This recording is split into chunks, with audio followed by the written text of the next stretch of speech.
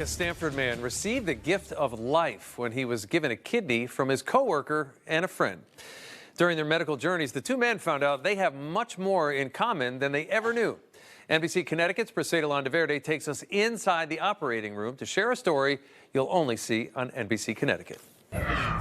Kenneth Singleton and David Grinley are back on their feet after undergoing kidney surgeries. 2 years ago, Kenneth found out both his kidneys were failing. They admitted me into Stanford Hospital, and that day I became a dialysis patient. The 62-year-old would have to get dialysis 3 times a week and was placed on the national transplant list. I was ready for a marathon, not a sprint, and I was going to be maybe 10 years, of going to dialysis, just dominating my schedule in life. But around the same time, David, his friend and colleague at NBC Sports, was on his own medical journey.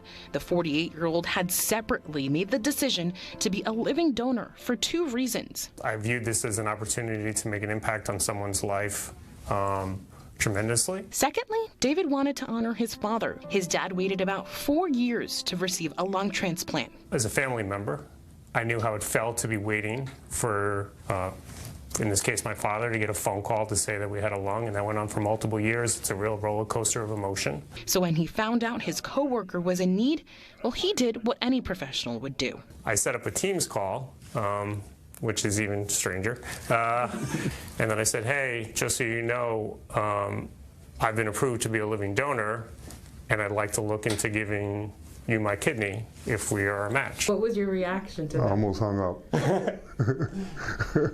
I said, somebody's pranking me. After getting off the call, Kenneth felt relief. I was overjoyed, overwhelmed.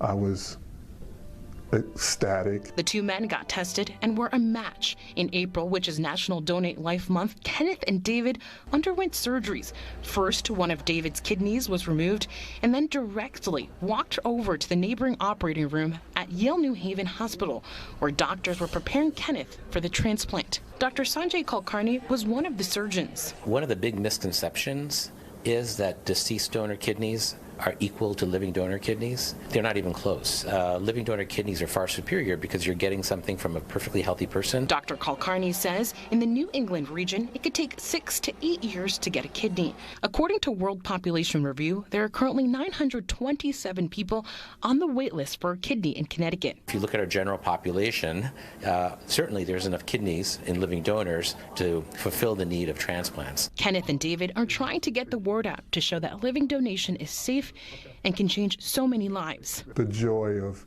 getting my freedom back from dialysis, that is the most important thing. And what he's done for me was extend my life, and now I can participate back to normal. For NBC Connecticut News, I'm Priscilla Landaverde.